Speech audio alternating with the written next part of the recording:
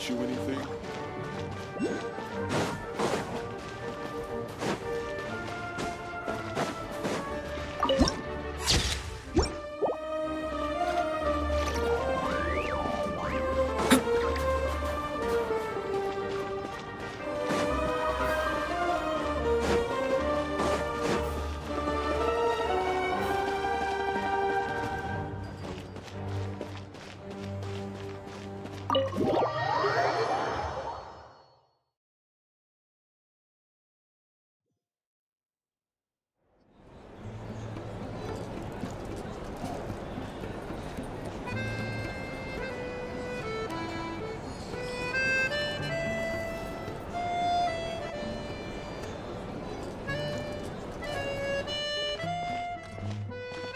Looks like you get what you pay for, huh? Paimon likes this room a lot. Yeah, much better now that we're out of the cold. Oh, thanks for taking such good care of Paimon. Honestly, she feels kind of bad for throwing a wrench in the works.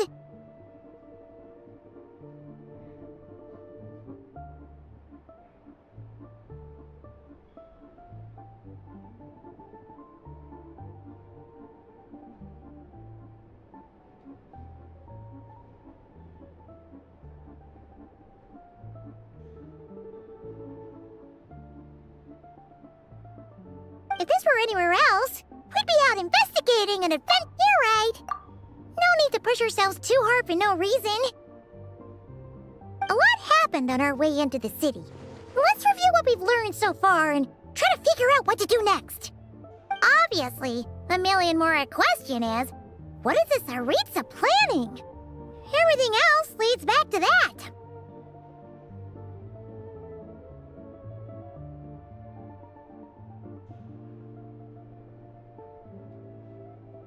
Sure was. And so far, we've learned that in addition to the 7 Gnosis, her plan also requires a ton of energy. But we won't get to see her anytime soon. Alosha said that she went east to fight that big monster. It must be a pretty powerful one if it can blanket the whole of Snezhnaya in a snowstorm this awful.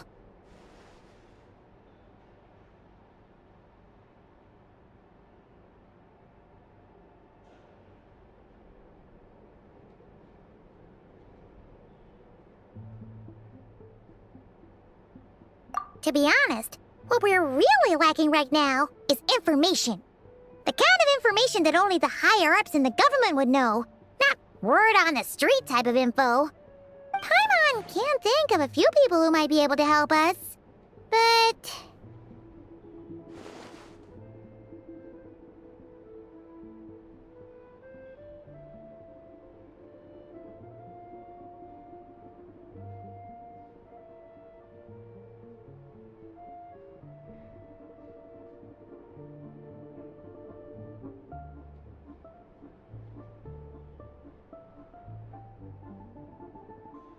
Right! And when we left Nocry, Sandrone specifically left a message reminding us which side we're on.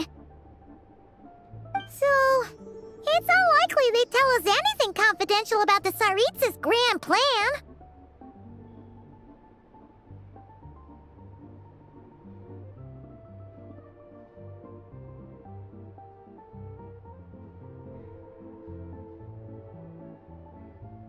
Yeah, fair point. Besides, that Gloop-Off place is right nearby. We've got nothing to lose, so it'd be a waste not to go. There's gotta be someone there willing to talk to us, right? Maybe Arlecchino or Sandrone? Or possibly Tartaglia. But it's unlikely we could sweet-talk Arlecchino, let alone Sandrone. She basically told us to stay in our lane already. Yeah, the last time was all the way back in Fontaine, right? Too bad we missed him in Nocry. Apparently, he came to help out. Hello. Is there a traveler in Paimon in there? That's Alosha! Come in! Hello, I'm Dr. Luneva. Alosha mentioned that one of you is feeling a little under the weather.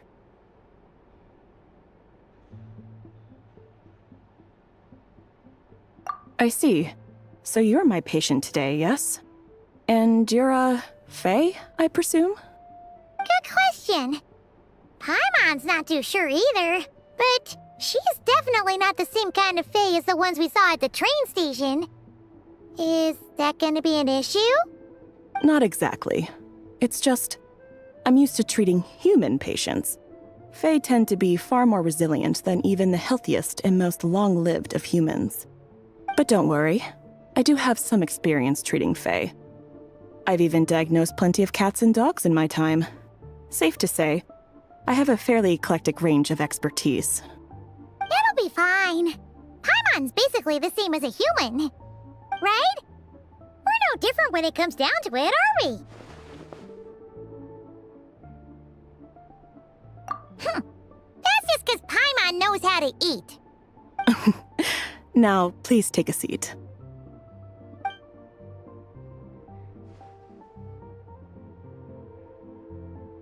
Okay, vital signs are good. Test results are all within normal ranges. I don't think it's anything serious. More than likely, you've just caught a cold. I can give you some medicine to tide you over, but as long as you rest properly for the next couple of days, you should feel better. Make sure to keep an eye on your temperature, though. If you find yourself with a persistent low-grade fever, or if your symptoms don't improve, just contact me again. Sounds like there's no cause for alarm. Thank you, Doctor. You're very welcome. Just doing my job. I'll leave you in peace now. Time to visit my next patients. Take care. You heard the doctor. Best you rest up here for a couple days. No sightseeing for the time being. All right, then. Guess we've got no choice. Let's just treat it as a short vacation. I have to get back to it. If you need anything else from the doctor or me, go to the Hunter Trade Station in Zolny. The boss there knows how to reach me. Hey, no big deal. You saved my life in the Shadow Realm. This is the least I could do. See you around.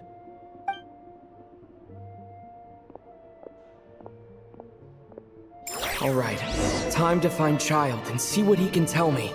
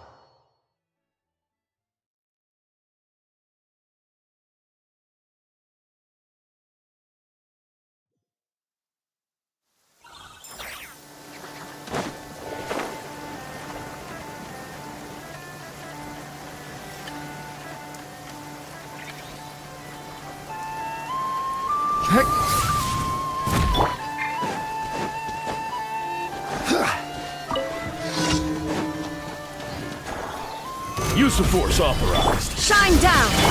Boing, boing, boom!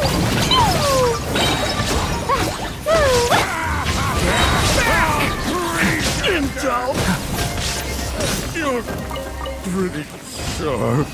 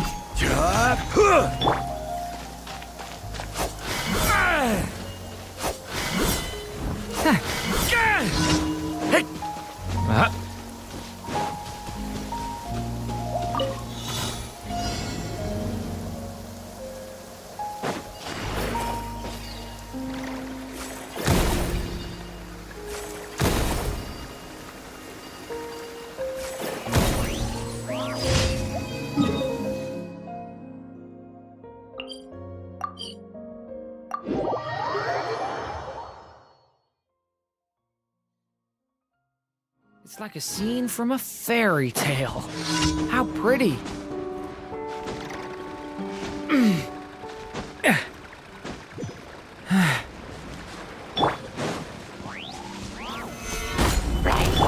Boing, boing, boom!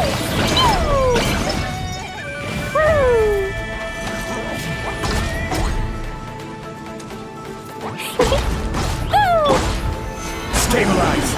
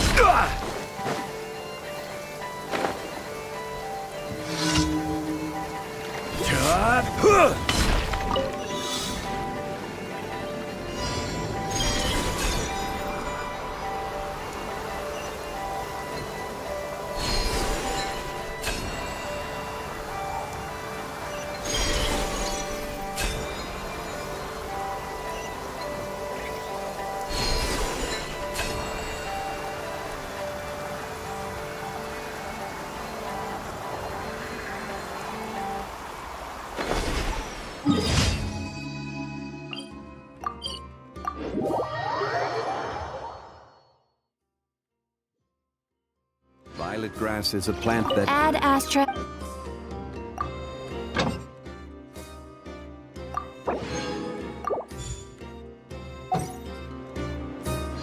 Ad Astra Abbot. Thank you for completing.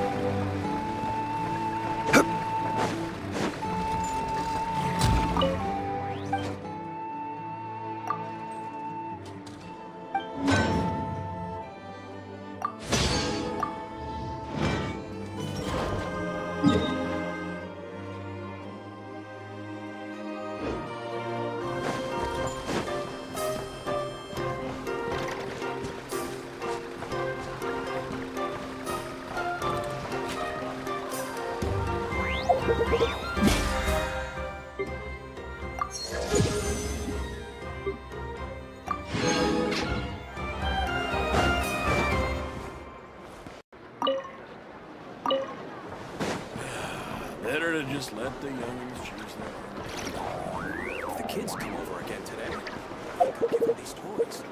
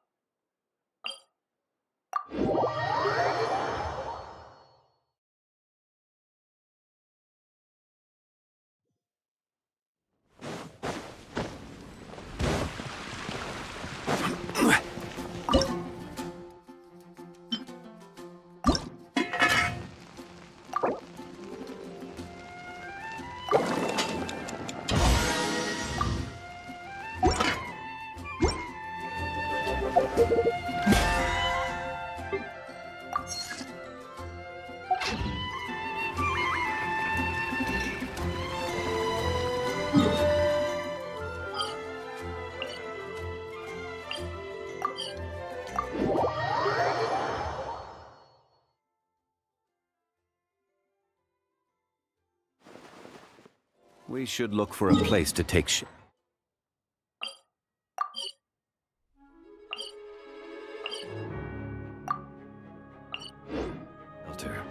I'll be fine, but we don't want you catching a cold.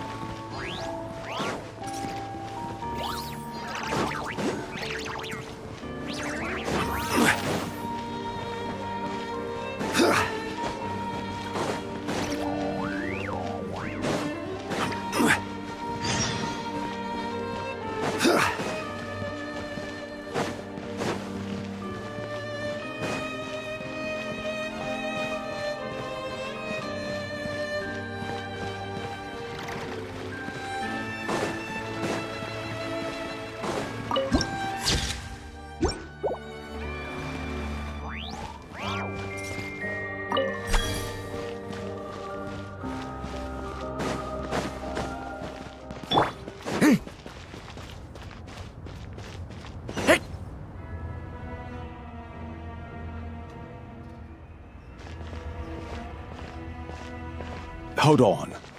Please display your invitation letter or permit. Glupov does not accept meeting requests without a prior appointment. You'll have to apply per the advertised booking process and wait. Might I ask who you're hoping to visit?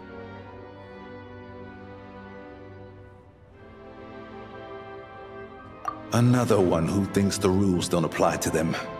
I don't understand why people think they can just talk their way in here. You don't just show up and, But I have to go through the motions for protocol's sake. Honest. Wait a moment. I'll pass on your message. If Child is unavailable, you'll have to go through the proper procedure. Lord Child is a busy man. He's probably not in Glupov at the present. If I were you, I'd cut your losses. Even if you two are old friends as you claim, please understand that the Fatui Harbingers are often busy with their official duties. They tend not to stay in Glupov for extended periods. Next time, stick to the rules. You'll make life easier for both of us, Greetings, Lady Marionette. I'll take care of our guest here. It's his first time in Snezhnaya, so it's no surprise that he doesn't know the rules yet. I trust no choice words have been exchanged. No misunderstandings I should be aware of. No, Lady Marionette. No incidents to report.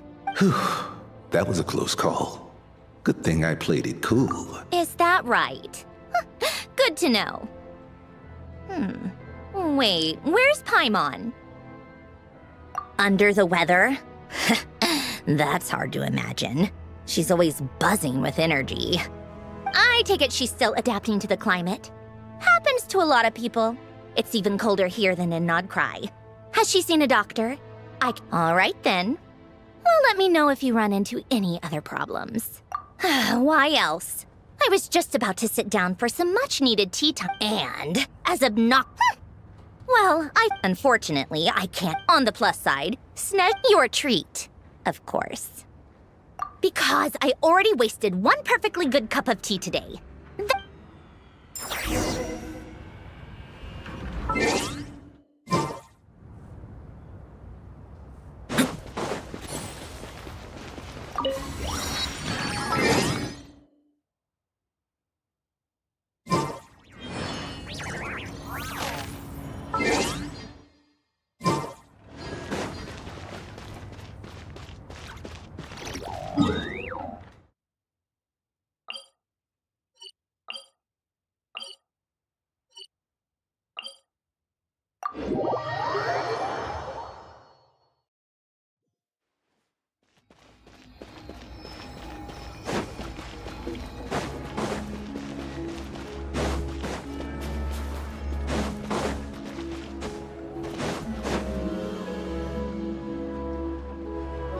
I've ordered for the both of us. No objections, I assume.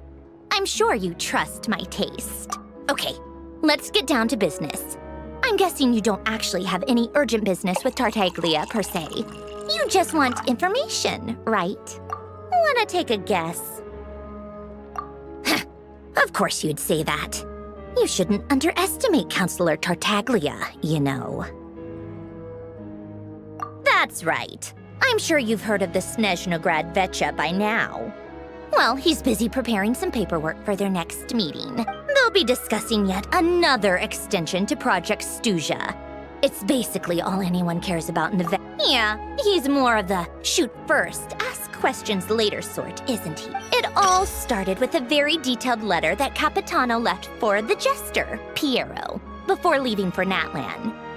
In that letter, he detailed the future arrangements for his subordinates. All of his key people were reassigned to Tartaglia. I guess he'd already prepared to leave us for good all the way back then. But Piero didn't reveal the contents of... That was his reaction. He'd always assumed Capitano looked down on him. But he occasionally brought Tartaglia along to my tea parties back in the day. So to the rest of us, it was clear that Capitano had quite a lot of respect for his young comrade. By the rest of us, I mean my tea party regulars. Arlecchino, Rosaline, and... Actually, not Columbina. She was probably oblivious to it. Anyway, then the Liu-S situation happened. Normally, it took a lot to get under Capitano's skin, but that time he was furious. Basically, Tartaglia probably had the wrong idea about Capitano all along. Right up until Piero revealed the letter he'd left behind. Capitano believed that despite Tartaglia's immaturity, he showed great potential. Plus, he possessed a kind of purity rarely seen among members of the Fatui. Yeah, it's one of the few things that I'd agree those two have in common. But there's one other reason why Capitano chose Tartaglia to assume command of his troops. He knew that after he was gone, several of the others would swoop in on his army like vultures. With the ones who stood to benefit the most being the rooster Pulcinella and Regrator Pantalone. Once they divided Capitano's troops between them, they'd be more powerful than ever. No one would be able to stop them. So, you can see why Capitano chose to hand that letter to Piero, right?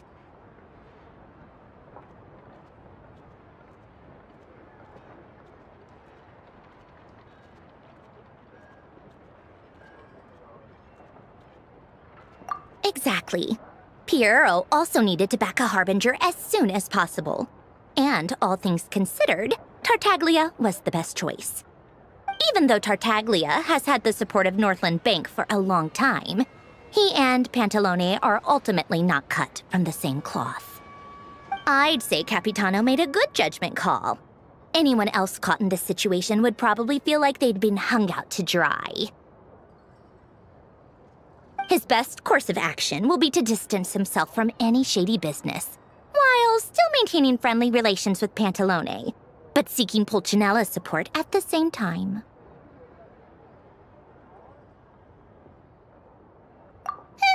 What's the point in having a tea party if you don't spill a little tea? Besides, none of this is confidential anyway. Ask any journalist out there. They'll give you all the lurid details. You'll see it firsthand if you ever sit in on a session of the Snezhnograd Vecha. All the factional strife, whether open or unspoken. It plays out for all to see in that one little... Having a voice in the Vecha is the only way to steer policies in your favor. So, every person in that room represents a particular interest group. Pantalone, for instance, represents the financial sector, and Tartaglia represents the Fatui soldiers. Personally, I have no interest in political jousting, but since I have a number of engineers and researchers under my command, I have to make their voices heard. Then there's Pulcinella, the linchpin of the Vecha.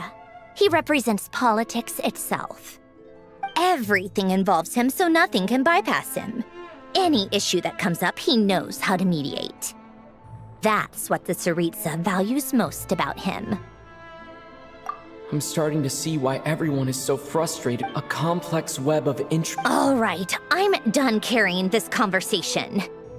for you, you must have known that you can get the info you needed from... I just don't understand, that's all. Wait. Oh, I only meant you should be mindful of which side you're on. You... fair enough. Anyway, just ask for my help. Lady Marionette. What now? Can't you see I'm on my break? Whatever it is, just leave it on my desk. I'll look at it later. Sorry to disturb you during your break, ma'am, but I'm afraid it's an emergency. Isn't it always? I've told you before, fixing the tracks and transporting ice blocks does not constitute an emergency. The equipment in Svietlo-Lidovka is in urgent need of maintenance. With how the weather's been recently, we suspect that the cause is a buildup of snow, exceeding the maximum weight limit. The supports on one of the machines broke and fell, awakening a dormant beast and leaving many of the ice miners trapped in a nearby ice cave. Luckily, Odette's team was nearby and launched a rescue operation, but we're still facing a severe man... I guess that's it then. Our tea party will have to end here. I'm the only engineer you'll need. Do you actually want to come with, or are you just saying that?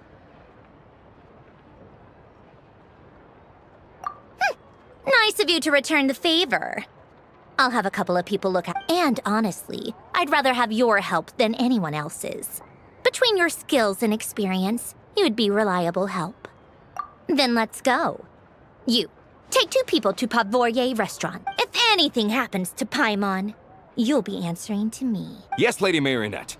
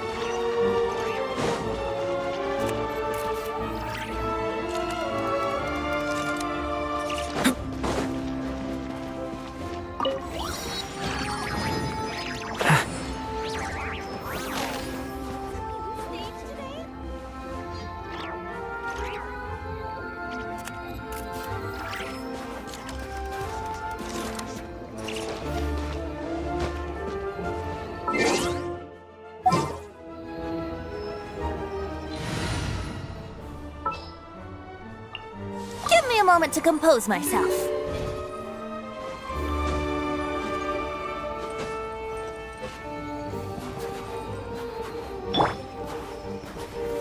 Gather!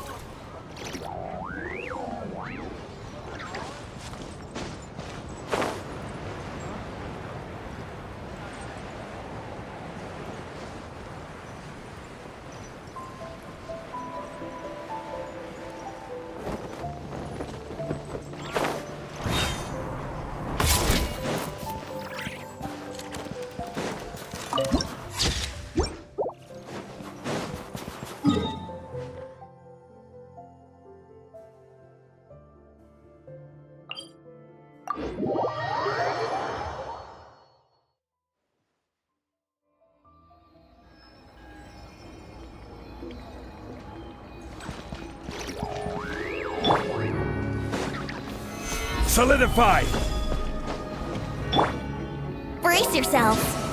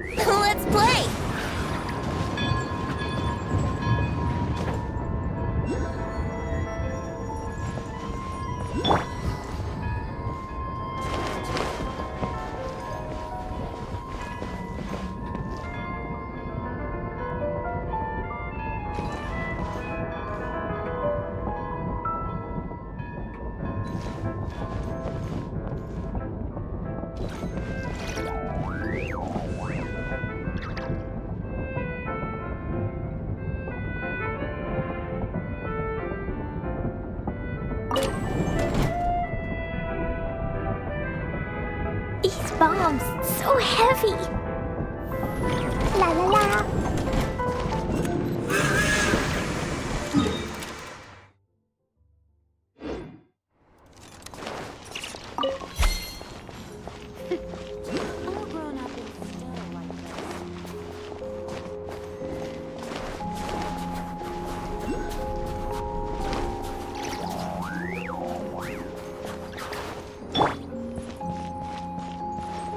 Brace yourselves.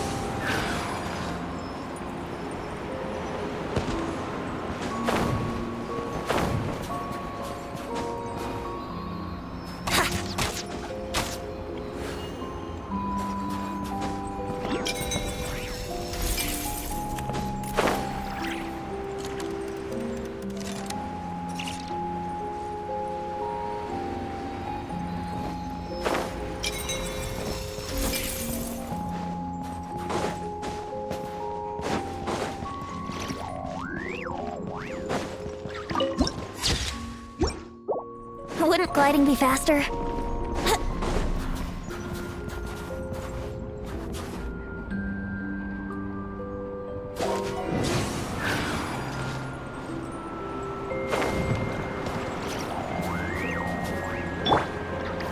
Gather!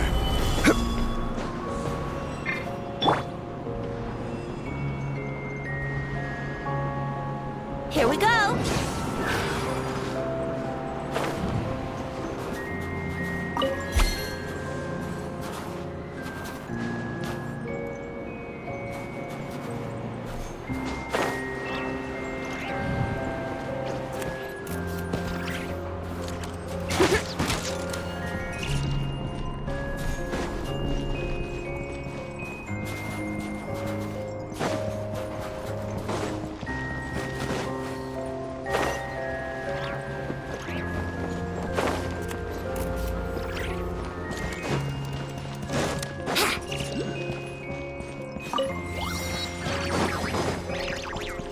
Wouldn't gliding be faster?